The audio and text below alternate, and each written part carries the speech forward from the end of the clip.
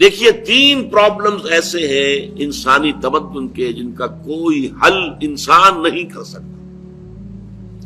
سب سے پہلا مسئلہ اور سب سے پرانا مسئلہ، ابدی مسئلہ ہمیشہ سے ہے جب سے انسان ہے، عورت اور مرد کے حقوق و اختیارات میں کیا تقسیم ہونی چاہیے. آپ کو معلوم ہے افراط و تفریط، یا تو عورت کو ملکیت بنا دیا گیا، جیسے بھیڑ بکری جو ہے آپ کے کھوٹے سے باندھ رکھی ہے، ایسے ایک عورت بھی باندھی ہوئی ہے، وہ آپ کی ملکیت ہے، اس کے کوئی حقوق نہیں ہے، اس کا کوئی لیگل سٹیٹس نہیں، اس کا کوئی تشخص نہیں، کوئی ہے ہی نہیں. یا وہ انتہا ہوگی اور یا وہ انتہا ہے جو آج آ گئی ہے، بالکل مرد کے شانہ بشانہ. ساری تخلیقی مصلحتوں کو چھوڑا، ساری جو بھی انسان کی جو انیٹومیکل جو بھی ڈفرنسز ہیں ان کو چھوڑا، جو سائیکولوجیکل فرق ہے ان کی تخلیق میں، اس کو بھی ایک جیسے برابر، ایک قطن نہیں. ان دونوں کے درمیان کیا توازن؟ یا وہ لونڈی بن گئی، بھیڑ بکری کی طرح کی ملکیت بن گئی، اس کا کوئی حق نہیں، اس کا کوئی لیگل سٹیٹس نہیں، اس کے والدین نے جہاں چاہا شادی کر دی، اس کی مرضی پوچھنے کا کوئی سوال ہی نہیں، جس کے چاہا حوالے کر دیا. وہ آج جو چل رہی ہے ونی کی رسم، وہ عورت کا کیا اختیار اس کے اندر ہے، اس بچیوں کا کیا اختیار ہے؟ وہ 1.5 سال کی ایک بچی بھی دے دی گئی ہے. انا للہ و انا الیہ راجعون. جو چاہے کریں. یہ تو ایک انتہا ہے. دوسری انتہا بالکل برابر. نتیجہ کیا نکلا ہے؟ بالکل برابر میں خاندانی نظام برباد ہو گیا، اس لیے کہ ایک ادارے کے 2 سربراہ برابر اختیار والے نہیں ہو سکتے.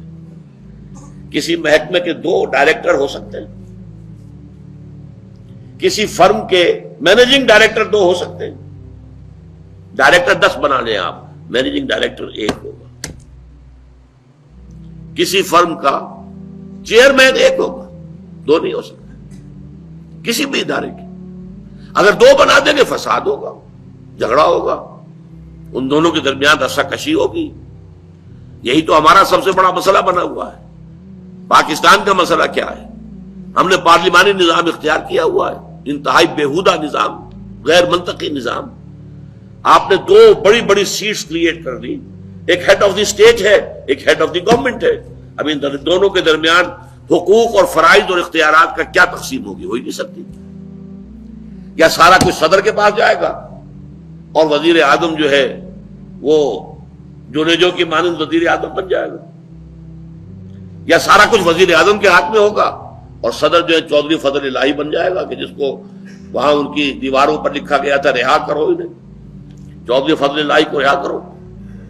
یہی ہوگا. تو ایک گھر کے 2 جو ہے 2 سربراہ نہیں ہو سکتے. خاندانی ادارہ تباہ ہو چکا ہے.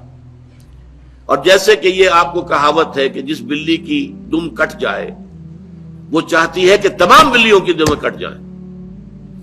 یورپ میں، امریکہ میں برباد ہو گیا خاندانی ادارہ. آج وہ تلے ہوئے ہیں کہ مشرق میں اور خاص طور پر مسلمان ممالک میں ابھی اگر کچھ انٹیکٹ ہے یہ خاندانی ادارہ، کچھ خاندانی اقدار ہیں جو برقرار ہیں، کچھ والدین کی عزت اور عظمت اور کچھ ان کا احترام اور ادب اور خدمت کا مادہ ہے جو برقرار ہے.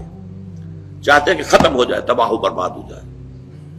والدین بوڑھے ہو گئے تو پھینکو ان کو اولڈ ایج ہاؤسز کے اندر، اولڈ ہاؤسز میں. گھر میں کائے کو رکھنا ہے؟ نوجوان جوڑا ہے، اس کے خامخواہ ان کی خواہشات اور ان کے معمولات میں بیچ میں آڑے آنا. بوڑھی ماں جو ہے بولے بغیر رہے گی نہیں، دنگا فساد ہوگا تو رکھو اس کو وہاں پر اولڈ ہاؤس کے اندر. اللہ اللہ خیر سمجھ. یہ ہے اصل میں مسئلہ. اب عورت اور مرد کے درمیان کیا توازن ہو، انسان نہیں سوچ سکتا. دیکھیے انسان یا مرد ہوگا یا عورت ہوگی. مرد سوچے گا تو وہ اپنے اعتبار سے سوچے گا. عورت کی نفسیات کیا ہے، عورت کے احساسات کیا ہیں، اس کو کیا پتا. عورت سوچے گی تو اپنے اعتبار سے سوچے گی. مرد کے احساسات کیا ہوتے ہیں، مرد کی نفسیات کیا ہوتی ہیں، اسے کیا پتا. لہذا یا ادھر کا ہوگا یا ادھر کا معاملہ ہوگا. ایک ہی ذات دے سکتی ہے آپ کو نظام، جو مرد کی بھی خالق ہے عورت کی بھی خالق ہے. اسی نے بنایا دونوں کو، اور دونوں ہی اس کے لیے اولاد کے مانند ہیں. یہ حدیث نبوی کا ترجمہ کر کے بتا رہا ہوں آپ کو. حضور نے فرمایا الخلق عیال اللہ، یہ خلق جو ہے مخلوق ہے، یہ اللہ کے کنبے کے مانند ہے. تو مرد بھی اللہ کے اس کنبے میں شامل ہے، عورتیں بھی شامل ہے. اس نے نظام دیا، شادی بیاہ کے یہ قوانین ہونے چاہیے، طلاق وغیرہ کا یہ مسئلہ ہونا چاہیے. یہ سارا ضابطہ جو دیا ہے وہ اس لیے دیا ہے کہ یہ انسان اپنے ذہن سے نہیں سوچ سکتا. آج تباہی آ گئی ہے مغرب کے اندر، شادی کرنا ہی نہیں چاہتے. We are living together. شادی کریں گے تو نتیجہ پتہ ہے کیا نکلتا ہے؟ آپ نے اپنی بیوی کو طلاق دی، سب سے پہلے تو یہ کہ آدھی پوری آپ کی جو ملکیت ہے اس کا آدھا حصہ دے دیے اسے. نمبر 2، گھر اگر آپ کا اپنا ہے تو اس میں بیوی رہے گی، آپ نکل جائیے یہاں سے. کوئی مرد اس کو قبول کرنے کو تیار نہیں تو وہ شادی کرتا ہی نہیں. اور عورت کی ضرورت ہے، لہذا عورت بغیر شادی کیے بھی اس کے ساتھ رہتی ہے، بچے پیدا کرتی ہے. بٹ وداؤٹ میرج جو بچے پیدا ہو رہے ہیں حرامی بچے. تو پچھلے سال صدر کلنٹن نے کیا کہا تھا؟ اس کا جو اپنا خطاب تھا نیو ایئرز ڈے کا، وہ خطاب کیا تھا؟ ان قریب ہماری قوم، امریکن قوم کی اکثریت حرام زادوں پر مشتمل ہوگی. یہ حرام زادہ ترجمہ کیا ہے میں نے، بورن وداؤٹ ویڈ لاک، شادی کے بندھن کے بغیر پیدا ہونے والے. پوری کو ہم حرامی کہتے ہیں، حرام زادے کہتے ہیں، اور کس کو کہتے ہیں؟ اچھا دوسرا مسئلہ، پہلا مسئلہ تو یہی ہے، پرانا بہت ہے، قدیم ہے. دوسرا مسئلہ، ایک ریاست ہے، ایک نظام ہے، اس کے کچھ اختیارات اور حقوق ہونے چاہیے. ایک عوام ہے، ان کے کچھ اختیارات ہونے چاہیے. عوام چاہیں گے زیادہ سے زیادہ آزادی ہمیں ملے، ریاست چاہے گی زیادہ سے زیادہ اختیار ہمارے ہاتھ میں ہو. اب جو کچھ ہو رہا ہے ترمیمات کے ضمن میں کیا ہو رہا ہے؟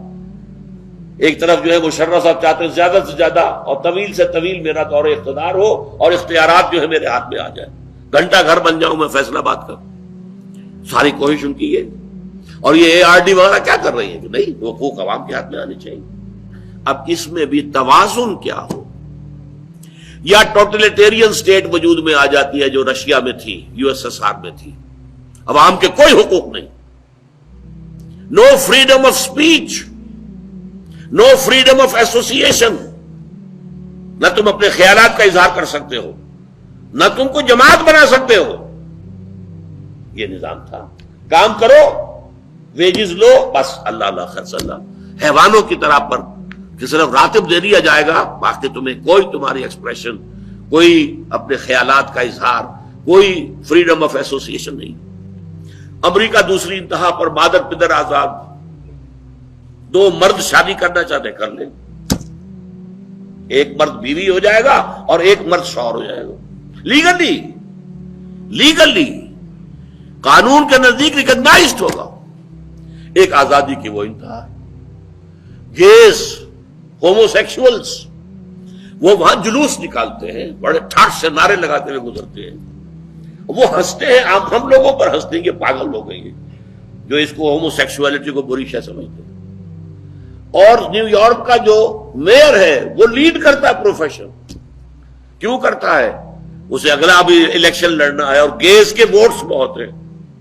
اس سے اندازہ کیجئے کہ کتنی پرسنٹیج وہاں گیز کی ہو چکی ہے، ہومو سیکشولز. یہاں تک کہ طے کر دیا گیا ہے مذہبی میدان میں بھی گیز کو اجازت ہے، وہ پادری بن سکتے ہیں. گیز ہیں، ہومو سیکشولز ہیں، فطرت کے خلاف کام. کیا وہ آزادی ہے؟ تو کہاں ہے بیلنس؟ انسانی ذہن کے لیے ناممکن ہے اس بیلنس کا تلاش کرنا. نمبر 3، سرمایہ اور محنت. پروڈکشن جو بھی ہوتی ہے 2 چیزوں سے ہوگی. سرمایہ دار تھا، اس نے کارخانہ لگایا ہے، اتنے کروڑ روپے لگا دیے ہیں، یہ کیا ہے وہ کیا ہے، یہ سرمایہ ہے. لیکن وہ کیا کر لے گا اکیلا؟ 10,000 آدمی کام کر رہا ہے، لیبر ہے. اب جو کچھ بھی بن رہا ہے، جو پروڈکٹ بن رہا ہے اور جو اس سے آمدنی ہو رہی ہے، اس میں دونوں کے حصہ ہے، لیبر کا بھی حصہ ہے اور سرمایہ کا بھی حصہ ہے. لیکن منافع میں کتنا حصہ سرمایہ کا ہوگا، کتنا لیبر کا ہوگا، کون طے کرے گا؟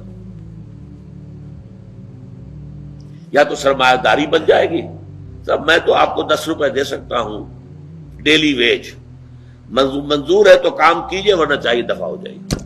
اور بہت سے آپ کے بھائی موجود ہیں جو 10 روپے پر کام کرنے کے لیے تیار ہو جائیں گے. ساری دولت سمٹ کر جا رہی ہے کارخانے دار کے ہاتھ میں. کیپٹلزم جو کیپٹل ہے، جو سرمایہ ہے، اصل جو ہے دولت اسی کی طرف، روپے کو روپیہ کھینچتا ہے، پیسے کو پیسہ کھینچتا ہے. لہذا امریکہ میں آپ کو ایسے لوگ مل جائیں گے جنہیں اپنی دولت کا اندازہ نہیں ہے کہ کتنی دولت ان کے پاس ہے. بلینز آف ڈالر کا ایک ایک چیک لکھ سکتے ہیں، اور یہودی ہے وہ. دوسری طرف امریکہ میں آپ کو گھیٹوز مل جائیں گے، گھیٹوز. اور ایک ہی جزیرہ ہے مینہٹن، وہ 11 میل لمبا ہے، چوڑائی کہیں 2-3 میل ہے، کہیں ذرا زیادہ ہے. اس کے ساؤتھ میں جہاں یہ 2 بڑے بلڈنگیں کھڑی تھی جو گرائی ہیں، جو بھی تھے دہشت گرد، یہاں پر یہ اس کا ریچسٹ حصہ ہے. پوری دنیا کی دولت یہاں جمع ہے، سارے بینک وہاں ہیں. اور اسی جزیرے کے شمالی علاقے کے اندر گھیٹوز ہیں، افرو امریکنز، کالے امریکی، یوں سمجھیے کہ سب ہیومن لیول پر رہ رہے ہیں، حیوانوں کی طرح زندگی گزار رہے ہیں. یہ ڈسپیرٹی نظر آ جائے. تو اب عدل و انصاف کی کیا شکل ہو؟ یا وہ ہے جو رشیا میں اور USSR میں تھا، یا یہ ہے جو امریکہ میں اور اس کے الائز کے اندر ہے.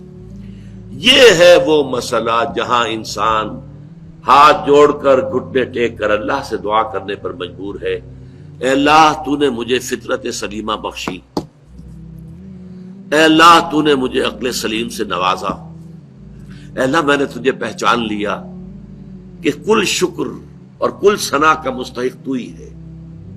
اے اللہ میں نے تجھے پہچان لیا کہ تو تمام جہانوں کا پروردگار اور مالک ہے. اے اللہ میں نے تجھے پہچان لیا جزا و سزا کے دن کا مالک و مختار مطلق تو ہے. اے اللہ میں نے طے کر لیا ہے تیری ہی بندگی کرتا ہوں اور کروں گا، اور تو ہی سے مدد چاہتا رہوں گا. لیکن اے اللہ میں مجبور ہوں، میری عقل جو ہے میرا ساتھ نہیں دیتی. کروں کیا؟ چلوں کس راستے پر؟ کون سے راستے پر؟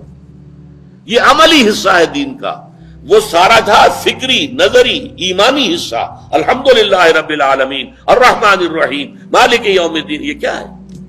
یہ ایمانی، فکری، نظریاتی حصہ ہے.